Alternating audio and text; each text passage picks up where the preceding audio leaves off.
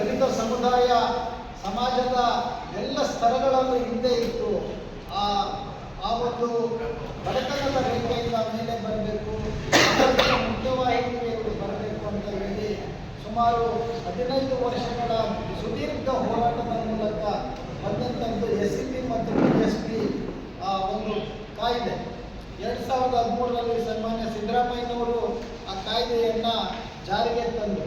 14ರಲ್ಲಿ ಅದು ಕಾಯ್ದೆ ಅನುಷ್ಠಾನಗೊಳ್ಳಿತು.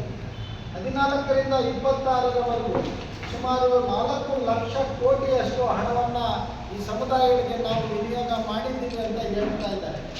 ಆದರೆ ವಸ್ತುಸ್ಥಿತಿ ಏನಾಗಿದೆ?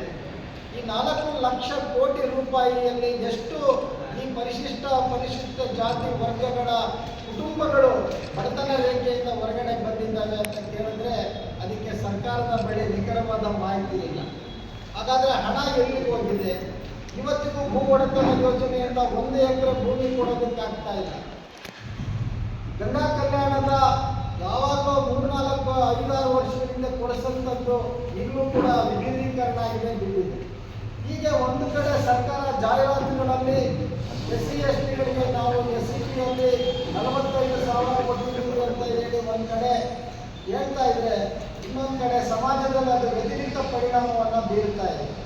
ಸಮಾಜದ ಅನೇಕ ಸಮುದಾಯದ ವರ್ಗಗಳು ಈ ಒಂದು ರೀತಿಯ ಅಸಹನೆಯನ್ನು ಉಂಟು ಮಾಡುವಂಥ ಪರಿಸ್ಥಿತಿ ಬರ್ತಾ ಇದೆ.